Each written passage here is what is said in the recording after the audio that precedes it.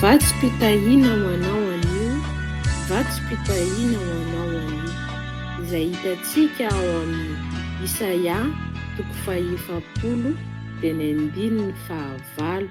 Vakiana amin'ny anaran'i Jesosy manao hoe: maina ny ahitra, malazo ny voniny, fa ny tenin'Andriamanitsika dia aharitra mandrakizay.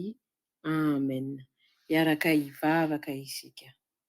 Andriamanitro, Andriamanitray, mangetahitanao fatratra izahay amin'ity tany maina sy mangetana ity. Mila anao izahay, ny zavaboary manontolo mikikika miantso anao, maniry anao fatratra. Mandalo sy mielina avokoa izao rehetra izao. Ka androany Jesosy Kristy mila anao hanamando azy, hamarino amin'ilay ranao soa izahay Jesosy. Hamarino fa mila anao loatra izahay. Fenoy anao izahay.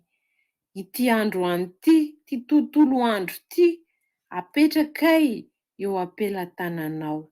Apetrakay mba ho hamasinonao izahay tsirairay avy. Ho vongana vaovao ho eo anatrehanao. Ary tena ho Jesosy kely mandehandeha eny amin'ny lalana rehetra izay alehanay izay.